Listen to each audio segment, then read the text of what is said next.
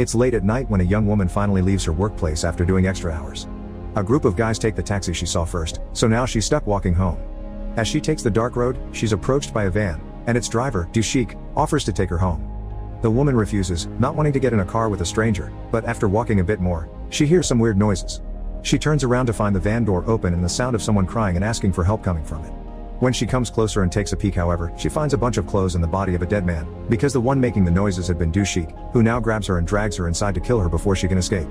Moments later, after having called 911 and changed into clean clothes, Dushik receives two police officers while pretending to be incredibly distressed. He points at the place where he left the bodies and pretends he found them there by accident, saying he saw a group of workers stab the woman. Some days later, Kim Kyung-mi is working at her usual desk in customer service. She's a deaf young woman, so she is in charge of taking the calls from other deaf and mute customers by talking to them using sign language through video calls. Just like regular customer service though, there are rude customers that call her names and give her the finger. After work, she goes to a company dinner even if she can't be part of the conversation. All the men at the table take advantage of her deafness to talk in a rude and inappropriate way about her, but they don't know she can read lips, so in return, she signs back a bunch of insults that they think are compliments. Afterward, she goes to pick up her deaf mother from her own work, a tailor's shop, saving her from almost getting run over by a bike thanks to the sound sensor on her car. Her mother is very happy because she's been paid well this month, and now the two of them can have that vacation at the beach they wanted. In another part of the city, Choi Seo-young is getting ready to go out, but her brother, security guard Jong-tak, has been very overprotective since their parents' death, so he argues with her over what clothes she's wearing and what time she's allowed to come home. She promises to be good, but later, she ignores her brother's texts while she's on her date and doesn't go home as early as she promised. Since she doesn't pick up her phone either, Jong-tak decides to go out and look for her. It's late at night when Dushik goes out to find another victim. He sees Kyung-mi leave her mother near an alarm post while she searches for a spot to park and chooses to go after her, but at that moment, Seo-young appears walking down the same street, so Dushik decides she shall do instead. He runs and quickly jumps on her, going unnoticed because Kyung-mi's mother is walking the other way and can't hear anything.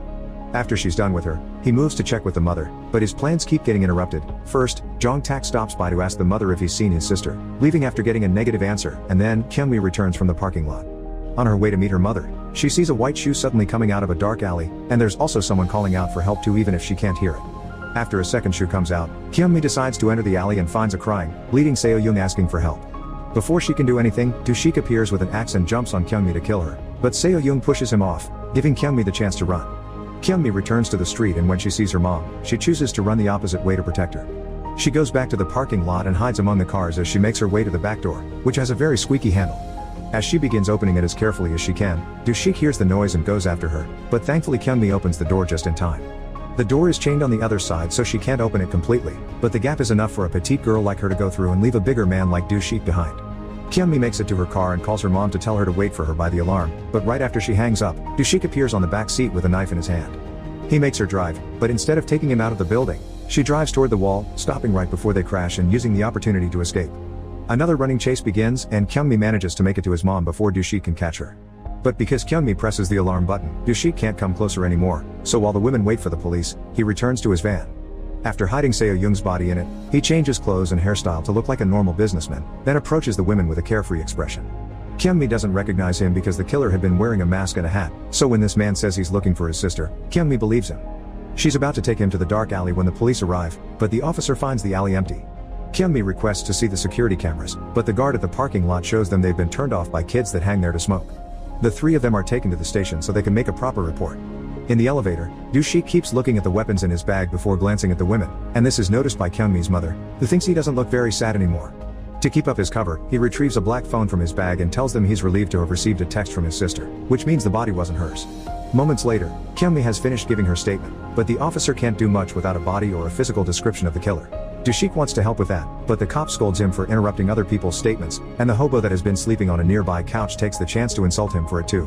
Seeing this as an opportunity, Dushik goes to the water cooler and while picking a cup, he insults the hobo in a low tone so the officer can't hear them. This enrages the man, who immediately jumps on Dushik to hit him, and during the struggle, Dushik drops a white phone on the floor that the mother picks up.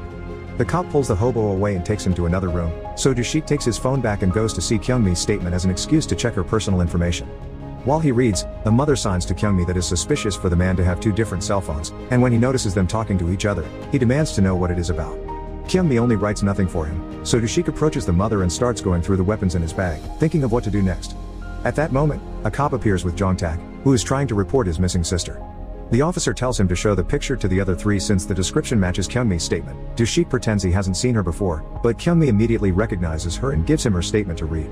While she tries to give him more details, the cop leaves the room to take care of the hobo that tried to re-enter the place, so Do-shik takes the chance to tell the mother not to move or he'll kill Kyungmi. Then he shows her what is inside his bag as he takes a knife and moves towards her daughter, but the mother manages to make a loud noise that alerts the others. Jong-tak turns around just in time and stops the knife, so the two men begin fighting as the women go outside and call the cops over. Do-shik admits having hurt Seo-young, which enrages Jong-tak. He begins beating up Do-shik furiously and even grabs the knife to put it on his neck, demanding to know the location of his sister, but they are interrupted by the cops. Do-shik pretends to be a victim and because of the compromising position they're in, the officers believe him so they arrest Jong-tak instead. Do-shik gets to walk free, and the women stay with Jong-tak while the cops check the security cameras and see they were telling the truth. While Jong-tak goes back to the streets to search for his sister, the police take the women to their apartment, which has a bunch of lights that blink if they detect movement. While mother and daughter are having some tea, the lights warn them of someone at the door, which worries them because it's really late, but it turns out it's just the mother's coworker who's come to pick up some bags. The two elderly women leave together, leaving Kyungmi alone in the apartment, unaware that Do-shik has now arrived and broken the sensor outside the door so the light won't give out his location. His steps inside are detected though, so when Kyungmi leaves her room to investigate, Do-shik makes an alarm clock ring to make her think that's what triggered the lights. Afterward, once she is back in her room, he finishes turning off all the other sensors in the house while she texts Jong-tak, who had given her his card in case she needed anything. Do-shik grabs his axe and gets ready to strike, but at that moment, Kyungmi notices a toy on the dresser is activated yet the lights don't react to it, so she turns around just in time to dodge Do-shik's attack. She runs to another room and puts a dresser in front of the door before sending a text to Jong-tak to tell him the murderer is here. Then she texts her mom to tell her not to come back, but as the door stops shaking, she gets a text saying she's already there and found the door open. Thinking her mother is in danger, Kyungmi begins moving the dresser back, but as more texts from her mom asking for help arrive, she realizes they have perfect spelling when her mother usually doesn't type so well. It's then that she realizes Do-shik has her phone and she stops moving the dresser just in time for him to appear at the door gap. He tries to grab her hand, but Kyungmi manages to pull it back and lock the door on his face. This doesn't stop him for long however, Do-shik begins destroying the door with his axe to make his way inside. Not having another way out, Kyungmi jumps off the window, but Do-shik grabs her by hair as she falls. She struggles against the hold and manages to make him let go, causing her to fall safely on a pile of trash. Kyungmi begins running again and Do-shik goes after her, soon Jong-tak finds them and joins the chase too.